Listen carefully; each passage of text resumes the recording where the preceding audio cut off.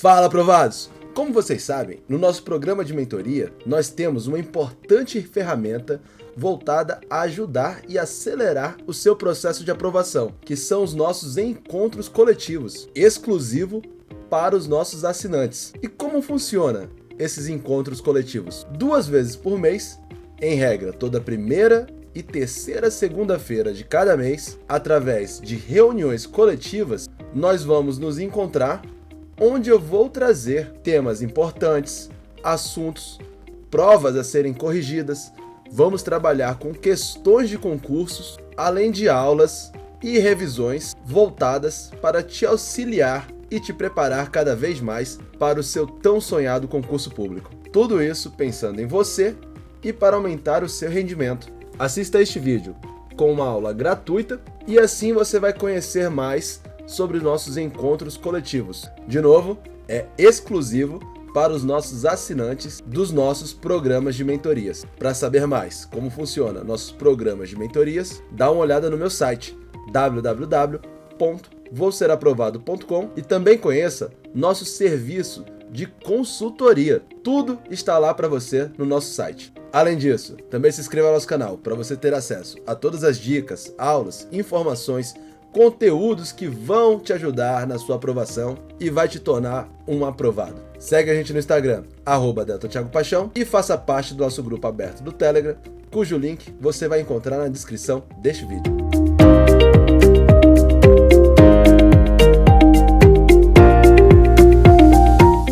Boa noite a todos, tá todo mundo bem?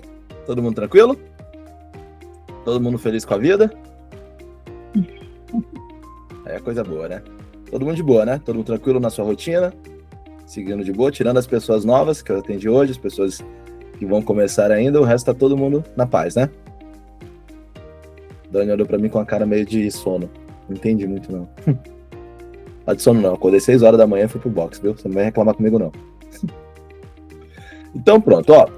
Hoje, no último a gente fez o nosso bate-papo, né? Eu fiz aquela bronca coletiva, passei pra vocês algumas coisas. Mas hoje eu estava com saudade de trazer conteúdo. Então hoje eu montei uma aula bem bacana para vocês, bem importante para muitos e muito necessária, que a gente vai fazer uma revisão de jurisprudência dos principais julgados que tiveram do ano passado, alguns desse ano, alguns um pouquinho do ano retrasado, sobre a lei de drogas.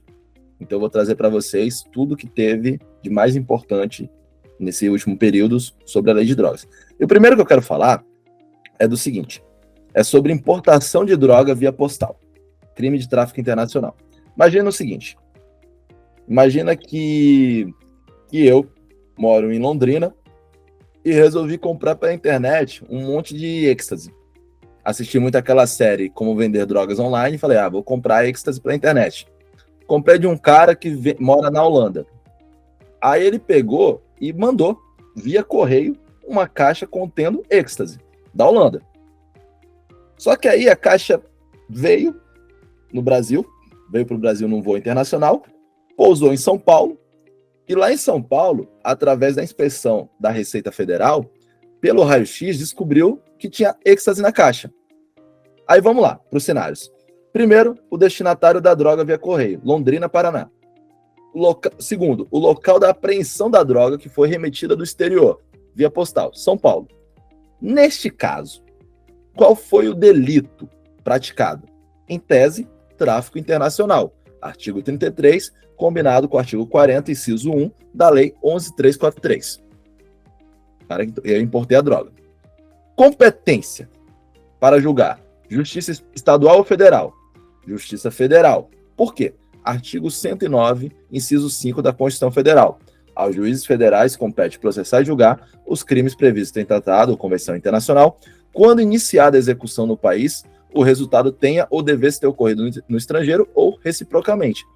Além disso, o artigo 70 da Lei 11.343. Processo e julgamento dos crimes previstos no artigo 33 a 37 desta lei, se caracterizado ilícito transnacional, são da competência da Justiça Federal. Aí o grande problema. Justiça Federal de São Paulo ou Londrina? Quem acerta?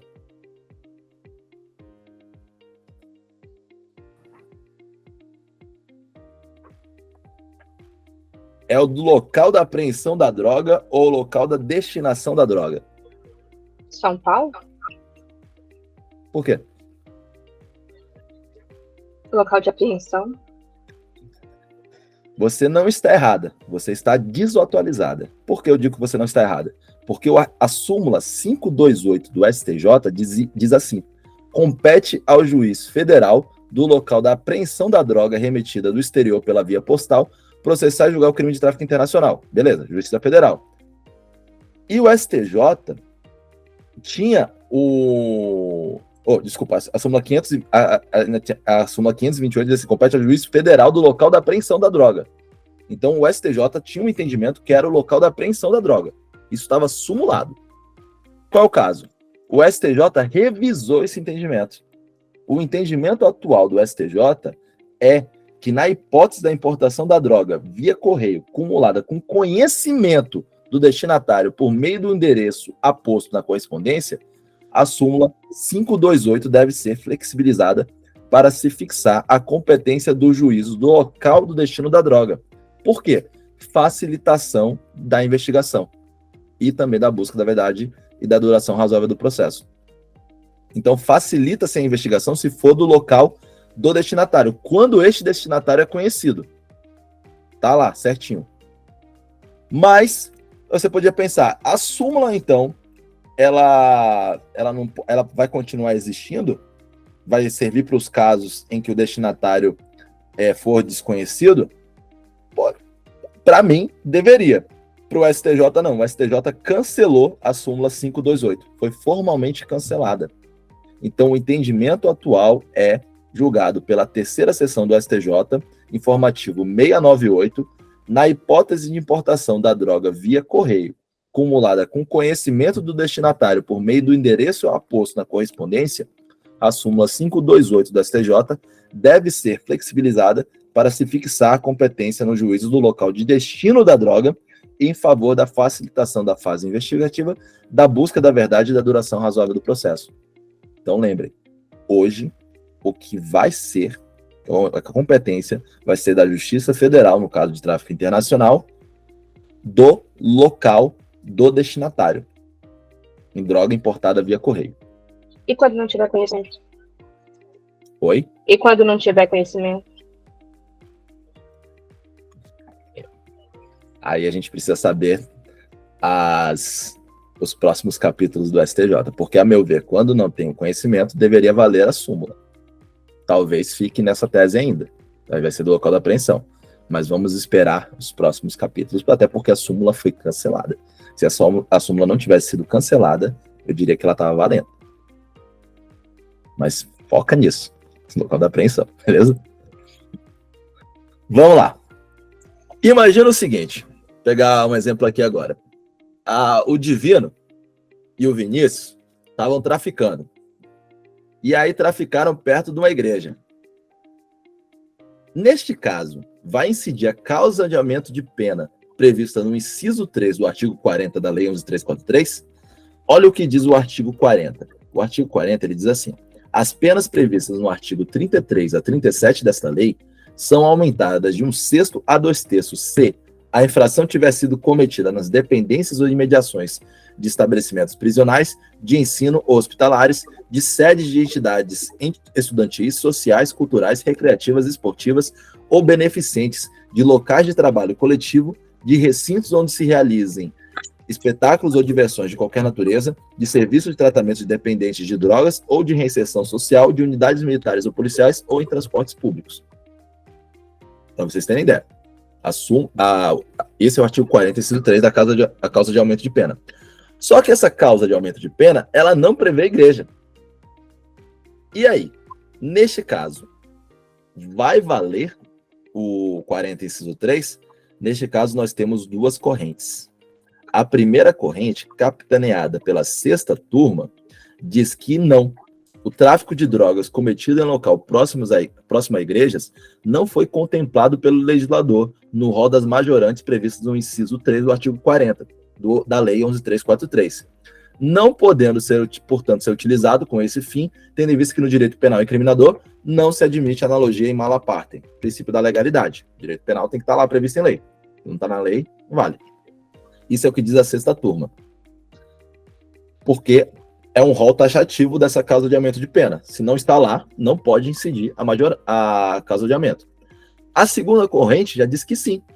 Justificar a incidência da causa de aumento prevista no artigo 40, inciso 3 da Lei 11.343, uma vez consta nos autos a existência de igreja evangélica a aproximadamente 23 metros de distância do local onde a traficância era realizada. Isso é capitaneado pela quinta turma. Inclusive, esse julgado é mais recente. Um foi de 5 de maio de 2020, o outro foi de 22 de 6 de 2021.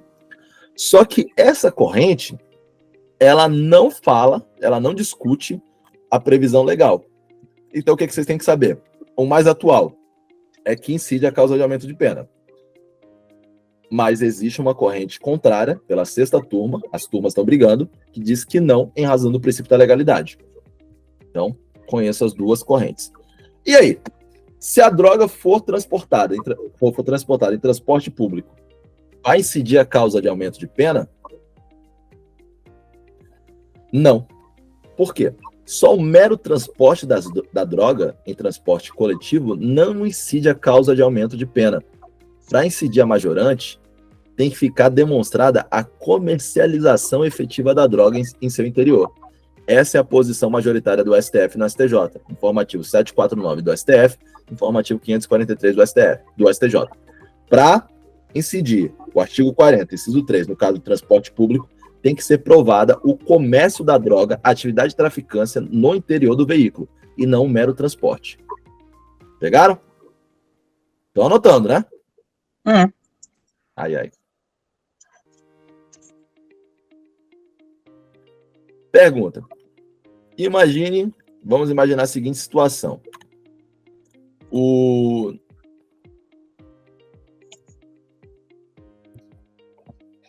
A Dani, ela praticou vários atos infracionais análogos a crime por tráfico, quando ela era menor de idade. E aí, Dani fez 18 anos e praticou um tráfico de novo. Só que esse tráfico, ele foi considerado tráfico privilegiado, aquele artigo 33, parágrafo 4 da lei, que a traficância é menor, que nos delitos definidos no caput no parágrafo 1º desse artigo, as penas poderão ser reduzidas de 1/6 a 2/3, vedada a conversão em pena restritiva de direito, desde que o agente seja primário, de bons antecedentes, não se dedique a atividades criminosas, nem integre organização criminosa. Só que a Dani, ela tem uma reincidência, tem? Você pode olhar assim, praticou ato infracional. E nesse caso, esses atos infracionais, ele pode servir para afastar o benefício do parágrafo 4º do artigo 33? E aí? São considerados análogos ao crime, né?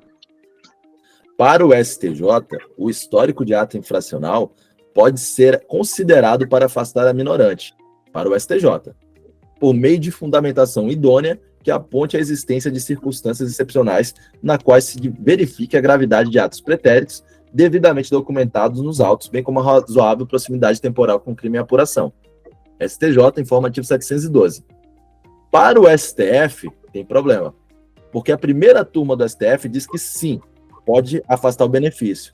A segunda turma diz que não pode afastar o benefício.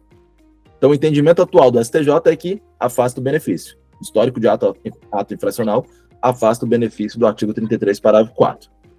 Para o STF, temos divergência entre a primeira turma e a segunda turma.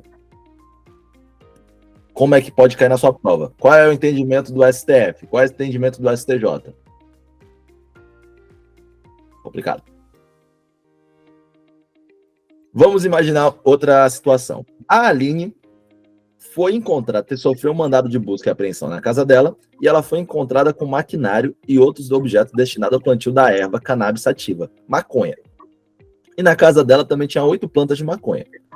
O Ministério Público foi lá e denunciou a Aline pelos crimes do artigo 28, que é a droga para consumo pessoal, e do artigo 34. O artigo 34 é fabricar, adquirir, utilizar, transportar, oferecer, vender, distribuir, entregar qualquer título, possuir, guardar ou fornecer, ainda que gratuitamente, maquinário, aparelho, instrumento ou qualquer objeto destinado à fabricação, preparação, produção, transformação de drogas, sem autorização ou em desacordo com determinação legal ou regulamentar. Aí a defesa foi lá e impetrou habeas corpus, pedindo o trancamento da ação penal contra o delito do artigo 34. A ordem foi indeferida pelo TJ e interpôs recurso. O STJ entendeu o quê? Cabe a imputação pelo delito do artigo 34? Não. Por que não? Olha só, primeiro, o delito de tráfico de maquinário é previsto no artigo 34 da Lei 11.343. E esse crime consiste na pessoa que fabrica, adquire, utiliza, transporta, vende, oferece, entrega, possui vários verbos de objetos destinados à produção de drogas de forma ilícita. Como todos vocês sabem, e quem não sabe vai saber agora, em regra, no nosso direito, os atos preparatórios do delito não são punidos. Por exemplo, eu vou lá e penso assim, ó, velho, vou matar a Ellen. Não gosto da Ellen, não. Vou matar a Ellen. E eu planejo todo o assassinato da Ellen. Só que aquilo ali, em nenhum momento, ele passa do mundo das ideias para o mundo físico. Eu só planejei, montei lá, até cheguei a seguir a Ellen para armar o melhor bot para pegar ela, tudo, mas nunca fiz nada. Eu não vou ser punido por crime nenhum. Por quê? Porque eu não comecei nada.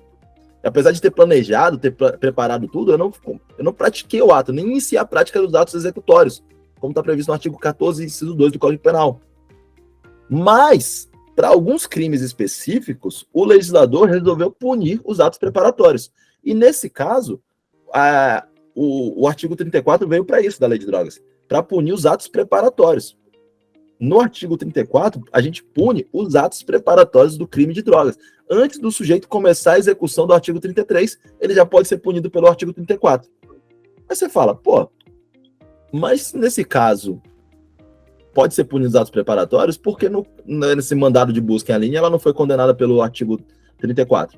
Porque o artigo 34, ele é subsidiário ao tráfico de drogas. A Aline foi denunciada pelo quê? 28 e 34. O 28 é de porte para consumo pessoal. O 34 é, aquela produção, aqueles maquinários, aquele negócio todo para o tráfico.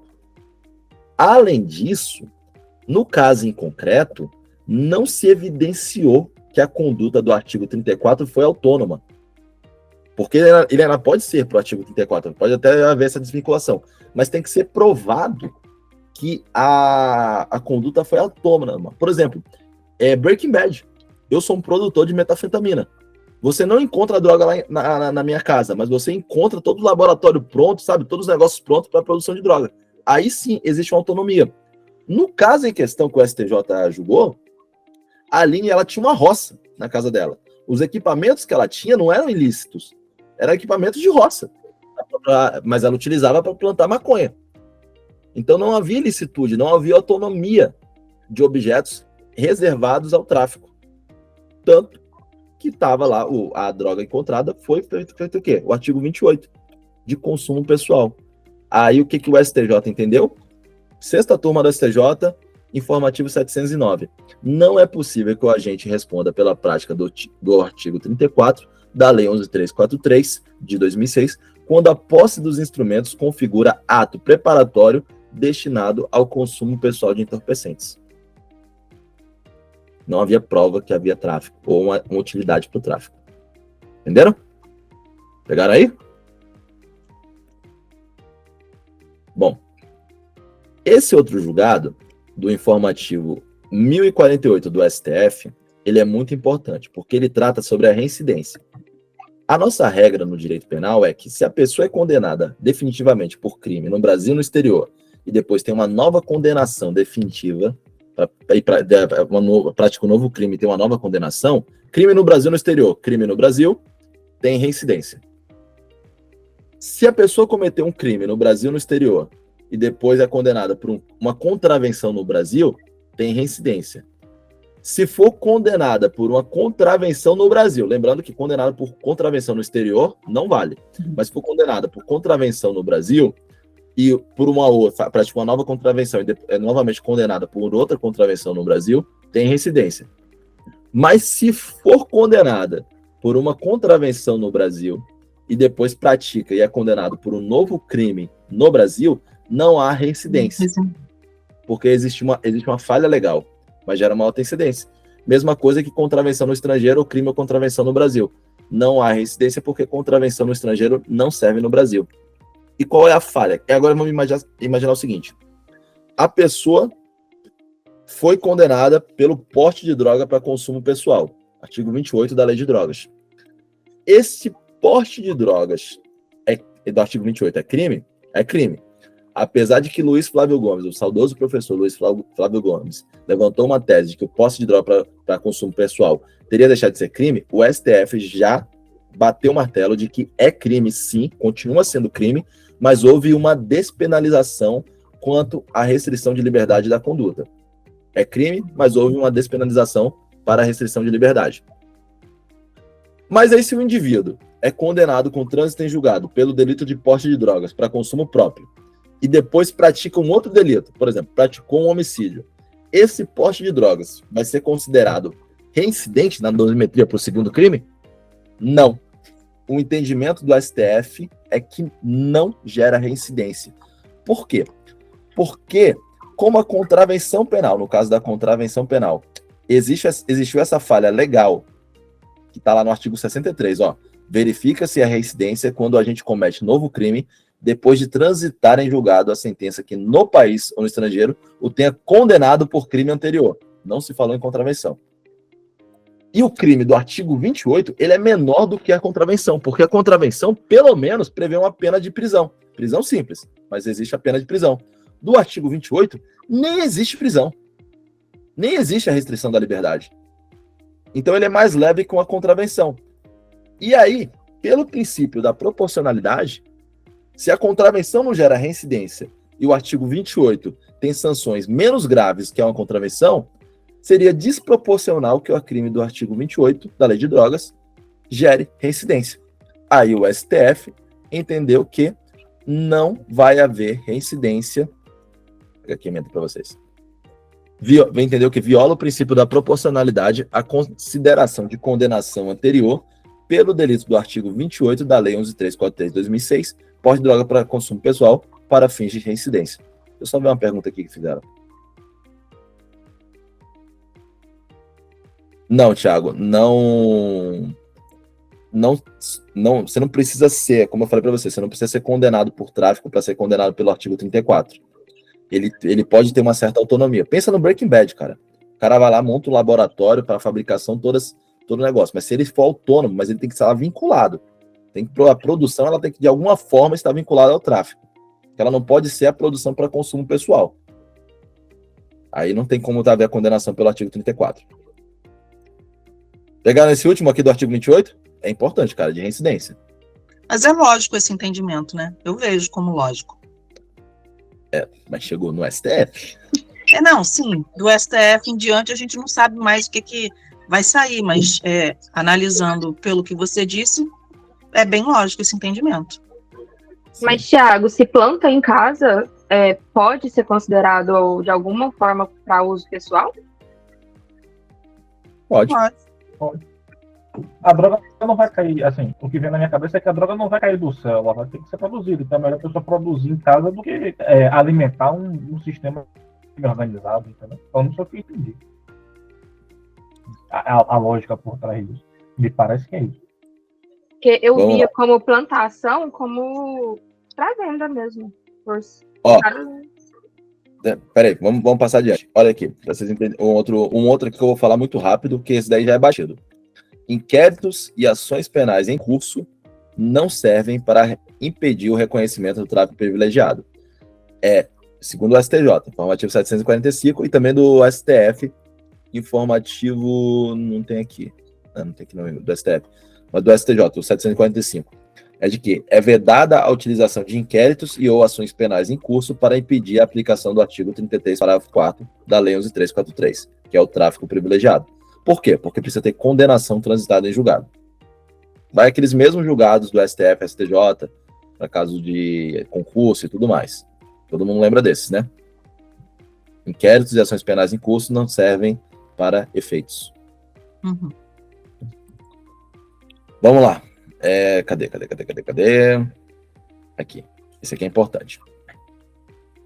O pacote anticrimes, ele alterou Ele afastou o caráter hediondo equiparado do tráfico privilegiado, previsto no artigo 33, parágrafo 4 da Lei 11.343. A gente já sabe também que os julgados recentes dizem que o artigo 33, parágrafo 4 da Lei 11.343 não é mais considerado crime hediondo. Vamos pensar assim. João foi condenado a pena de 5 anos de reclusão pela prática do crime de tráfico de drogas, previsto no caput do artigo 33 da Lei 11.343.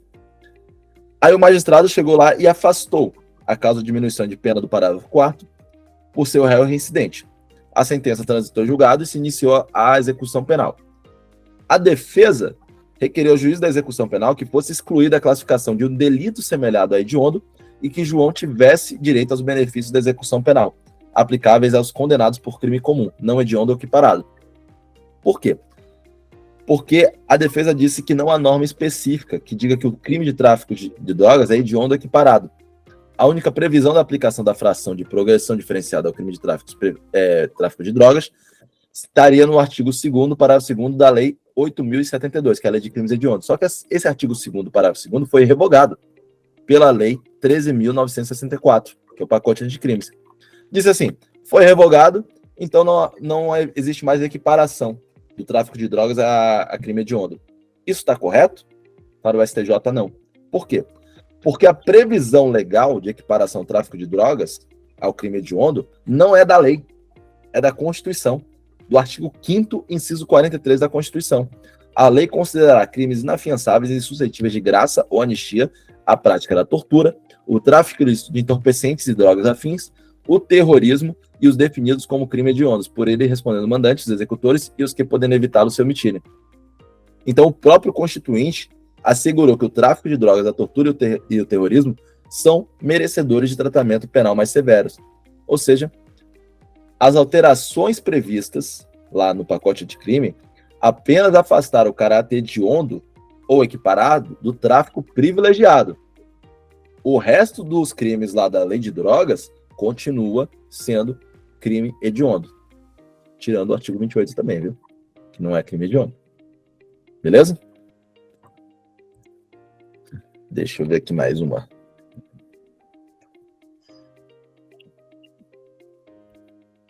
Não.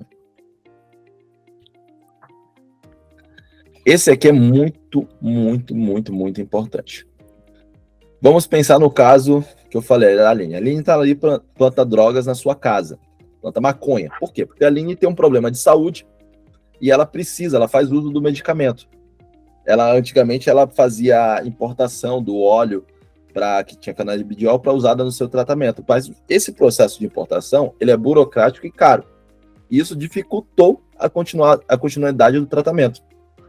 Aí, nesse caso, a Aline foi lá e procurou um advogado e impetrou um habeas corpus preventivo na Justiça Federal, pedindo salvo-conduto para que ela fosse autorizada a realizar o cultivo da maconha e a extração doméstica do óleo, por ser a melhor forma para ela prosseguir com o tratamento.